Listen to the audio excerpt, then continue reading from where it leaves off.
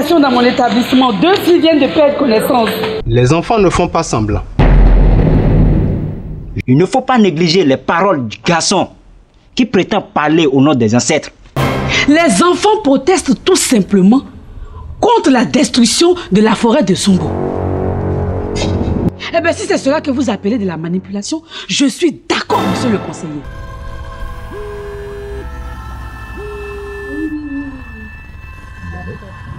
Écoutez, monsieur Zam. Vous voulez tout pour vous seul?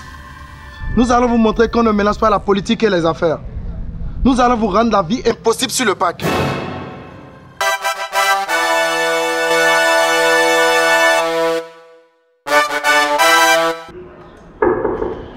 Entrez, c'est ouvert.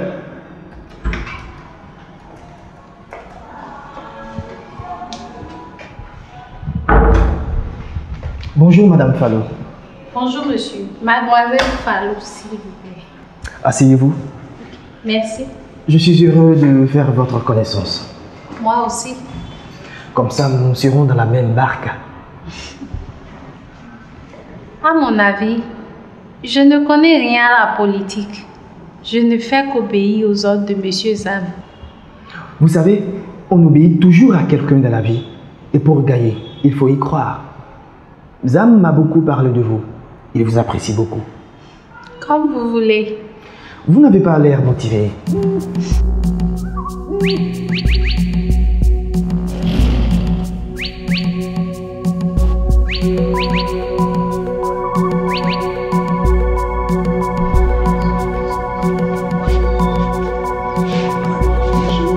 Allez bien.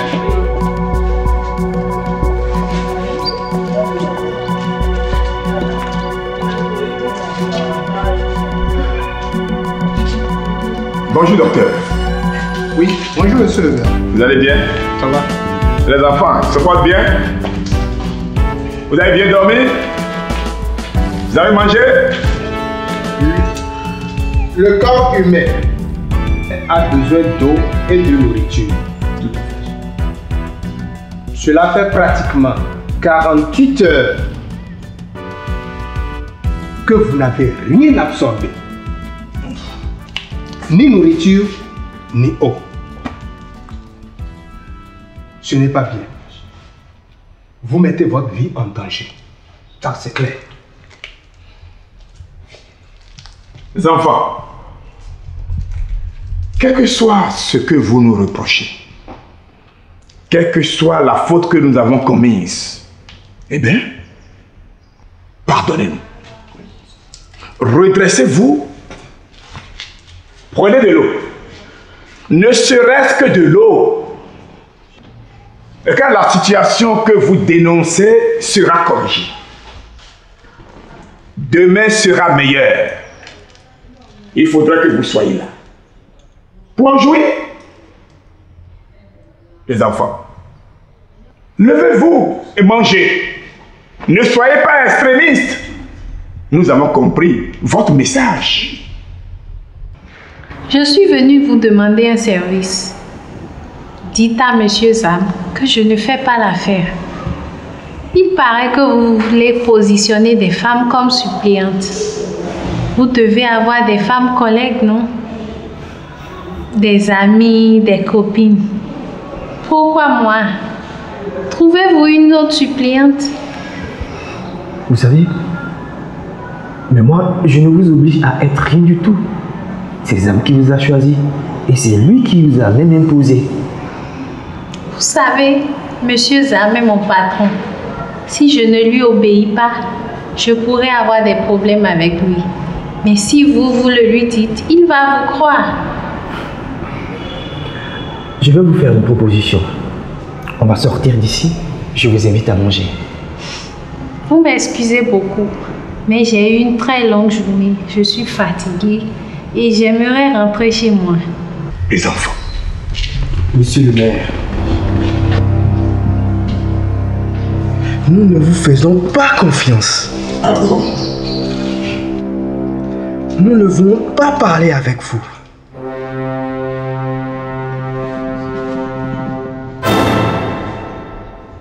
Vous avez trahi. trahi vos enfants, trahi vos ancêtres.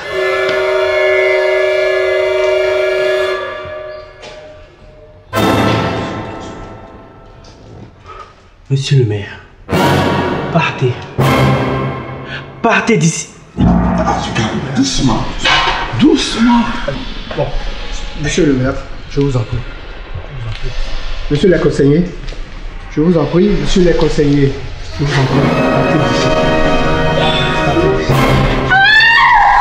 Non, partez d'ici, je vous en prie. Partez. Vous êtes sûr que ma fille se porte bien? Bon, laissons le médecin faire son travail. C'est quand même ma fille.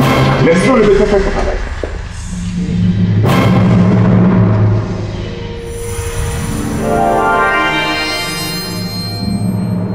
Dites à votre ami que je ne fais pas l'affaire.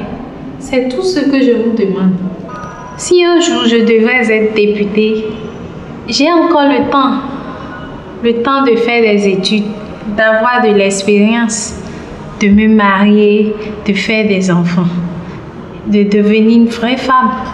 Plus je vous écoute, plus j'ai envie de me lancer dans cette aventure avec vous. J'admire votre simplicité et votre humilité. Zam m'a dit que vous êtes son adjointe. Vous êtes donc bien placé. Pourquoi vous ne voulez pas aller encore plus loin? Parce que je sais d'où je viens. Alors dites-moi, vous venez d'où? De quoi avez-vous peur? Je sors d'un milieu très strict, où il y a des règles auxquelles les filles comme moi doivent se soumettre. Je suis une femme. Je ne peux pas faire n'importe quoi. Si nous allons au Parlement, ce sera pour défendre les femmes et les pauvres. Vous verrez, c'est passionnant. Vous ne savez pas de quoi je parle. Je vais vous poser une question délicate. Allez-y. C'est vraiment délicat, mais je veux savoir. Savoir quoi? Zam sort avec vous? Non. Vous êtes sûr? L'homme à qui je dirais oui, ce serait pour l'épouser. Mais pour le moment, nous n'en sommes pas encore là, n'est-ce pas?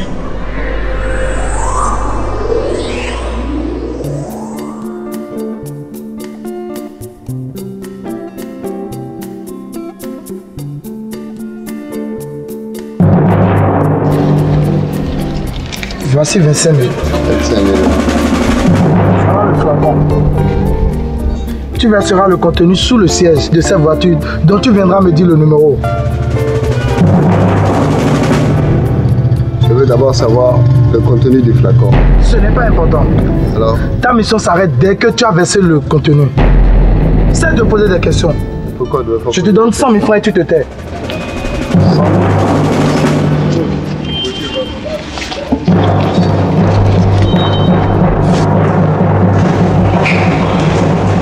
Ma vie est plus compliquée que vous ne le croyez. J'aimerais connaître votre vie. Dans ma vie, il y a des hauts et des bas. Il y a des zones sombres et des éclaircies. Des zones d'ombre, des éclaircies. Je ne sais ce que tu veux dire, mais ce que je sais, c'est que tu exerces sur moi une forte attirance. Je ne suis pas une femme libre. Vous n'êtes pas marié, mais à votre âge, il est normal que vous ayez quelqu'un dans votre vie. Il y a des choses dans ma vie. Il y a des choses qu'il me faut faire avant d'envisager quoi que ce soit. Mais je croyais qu'on était là pour parler politique. En effet. À ce sujet, ma décision est prise. Je ne veux pas faire de la politique. Je ne veux pas être votre suppléante. Je veux être moi-même. Vous-même députée? Non, bien au contraire. Mon idéal serait d'être une femme accomplie. Faire des études, me marier, fonder une famille, gagner ma vie. Sans être la prisonnière de quoi que ce soit. Mais prisonnière de quoi? Des traditions, des gens. De quoi tu parles? Je parle de tous ceux qui se servent de moi, de tous ceux qui me manipulent, de Monsieur Zam, de tous les autres. et même de vous qui voulez faire de moi un cheval politique.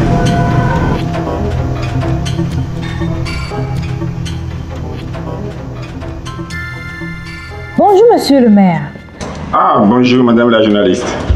Les auditeurs rejettent sur vous et votre conseil communal la responsabilité du drame qui se déroule au CEJ de Gbagbo. Quelle est votre réaction? Oh, pour ça, vous voulez savoir ma réaction? Madame la journaliste, je dirai ma part de vérité. Et j'ai tous les éléments pour prouver que ce qui se passe est une vaste opération de manipulation. Voulez-vous dire, monsieur le maire, que les jeunes grévistes sont manipulés? Je dis bien, j'ai tous les éléments pour le prouver. Mais manipulés par qui? Prenez patience. Prenez patience. Vous le saurez le moment venu. Pour l'instant, je suis préoccupé par la situation des enfants qui refusent de s'alimenter. Justement, qu'en est-il de l'état de santé de ces enfants? De folles rumeurs courent. On dit même qu'il y a une d'entre eux qui est entre la vie et la mort. Il faut que les enfants mangent. Sinon, c'est leur vie qui est menacée. De toutes les façons, dans les prochaines heures, le conseil municipal prendra des décisions qui, nous l'espérons bien, permettront d'entrevoir la fin de la crise. Merci, madame. J'espère que j'ai répondu à vos attentes. Merci et à la prochaine. Notre deuxième invité est M. Agbanri, membre du bureau de la PTAV, une des deux associations de propriétaires terriens de Gbagbo. M. Agbanri, bonjour. Quelle est votre lecture de la situation? Madame la journaliste, ce que moi j'ai à dire là, est qu'il faut que le maire de Gbagbo démissionne ou qu'il soit destitué pour une faute grave. Mais ce sont eux qui ont mis toutes nos terres en vente jusqu'à morceler la forêt. Et c'est contre lui que les enfants protestent. Et puis dans cette affaire, si jamais il y a un seul mort, on doit le déférer devant les tribunaux. Devant les tribunaux. Visiblement, vous êtes un adversaire de monsieur le maire. Lui qui pense que les jeunes grévistes sont manipulés. Peut-être même que vous vous retrouvez dans ses propos. Allez lui demander. Allez lui demander. Lui, est-ce qu'on peut le manipuler pour qu'il cesse de s'alimenter?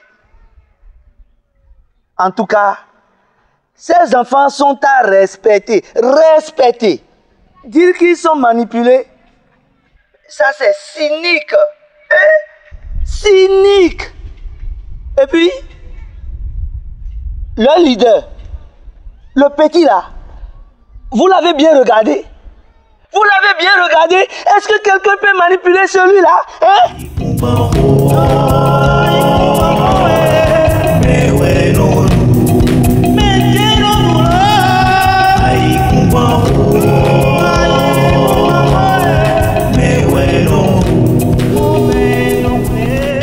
Et alors, Patrice?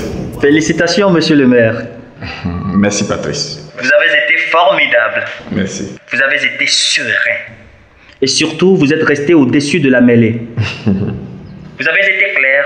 Ah bon? Et vous avez été ferme quand il le fallait. Et à la fin, vous avez montré que vous êtes préoccupé par la situation des enfants. C'est bien, monsieur le maire. Merci, Patrice. Le reste, c'est une question d'heure. Je vais de ce pas au centre de santé avec le conseiller d'Onkbevu. On fera manger sa fille. Il y a un autre maillon faible. C'est Nancy Dou. Elle est copine avec la nénée.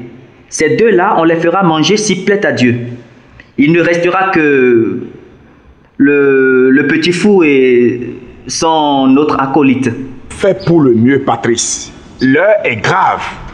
L'heure est grave. Si ces enfants ne mangent pas, dès demain matin, je dissous la commission et je suspends tout. Vous suspendez quoi? Oui, je suspends tout. Je suspends la commission et toutes les cessions de terre qui ont eu lieu dans le cadre de l'opération Construction Intensive, l'OCI. Vous ne pouvez pas faire ça, monsieur le maire. Mais tu ne vois pas? On sera éclaboussés, nous serons tous éclaboussés. L'heure est grave. En tout cas, je ferai manger les 2 filles. Promettez-moi qu'après cela, vous laisserez le temps faire son œuvre. Ne prenez pas de décision à l'emporte-pièce, monsieur le maire. Ne prenez pas des décisions à l'emporte-pièce. Non. Ils iront jusqu'à exiger votre départ, monsieur le maire. Quoi? Non. Le connard. Il m'a raccroché au nez.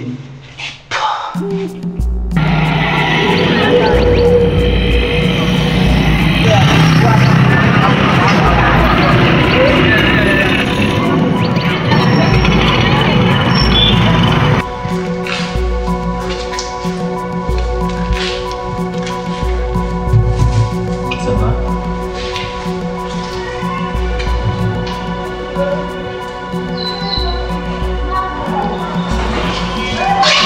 Néné,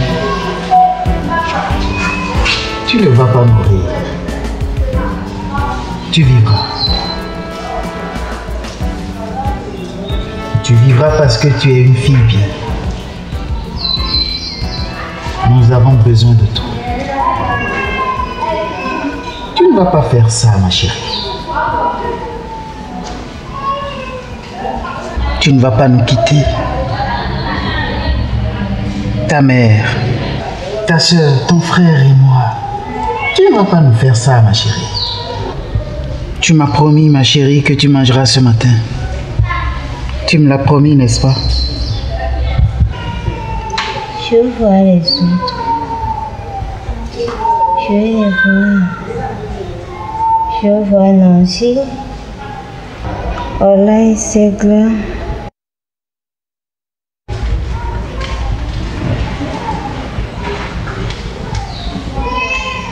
Tu les feras, ma fille.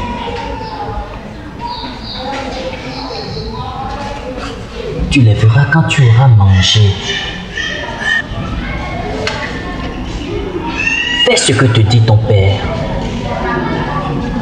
Nous t'avons apporté de yaourt. Tu vas donc prendre un peu de yaourt. Ensuite, tu vas manger. Le maire a promis de satisfaire toutes vos revendications. Il l'a dit à la radio. Et il le fera dès demain matin. Mais toi, si tu ne manges pas ici et maintenant, tu ne seras plus là. Je rejoins mes camarades. Ensuite, je mange.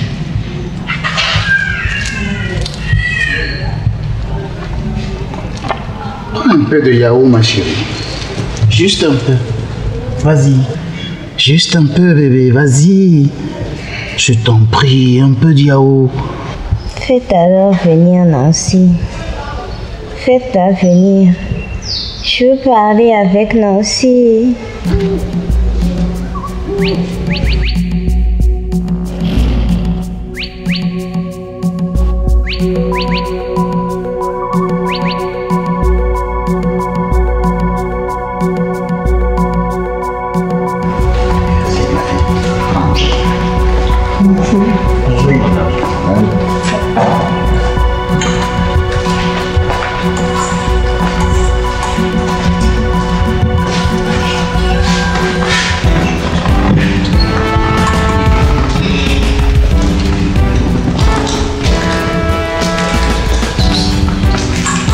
Bonjour. Bonjour docteur. Comment ça va? Ça va bien, merci. Alors, bonjour ici. Oui, bonjour docteur. Comment ça va? Très bien. Alors, ça va un peu, ma fille? Oui, ça va. Et la température? Bon, ça va, ça va. Ça va aller, c'est bien. Et ici? Oui, ça va. La température aussi, ça va. C'est bien. Bon, vas-y doucement avec elle. D'accord? Bon, c'est bien. C'est bon.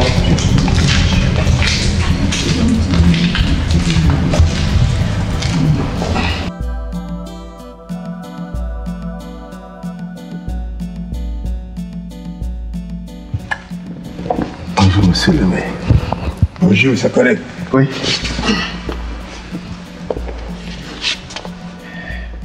Chers collègues, les nouvelles sont bonnes. Je viens d'avoir le médecin-chef. 2 des grévistes ont cédé. Les 2 filles. La fille de notre collègue Dompevou et sa copine. C'est vraiment une bonne nouvelle. Le conseil communal n'a plus à se réunir pour quoi que ce soit. Si les enfants ont arrêté la grève, plus besoin de satisfaire leurs revendications. Dans ce cas, monsieur le maire, vous décommandez la réunion du conseil. Ah, oui. Bonjour, conseiller Limané. Bonjour, monsieur le maire. Merci. Bonjour. Collègue Limané. Oui, monsieur le maire. Connaissez-vous les nouvelles? Non. Elles sont bonnes. Je viens de recevoir le coup de fil du médecin-chef. Les enfants ont cessé la grève. La crise est jugulée. Tout est rentré dans l'ordre. Il n'y a que 2 enfants qui ont recommencé à s'alimenter ce matin. La fille de Dompevou et Nancy, sa copine. Les 2 garçons sont toujours en grève. Cela veut dire que tout n'est pas rentré dans l'ordre. Très bien. C'est le début de la fin. Ce n'est plus qu'une question de minutes.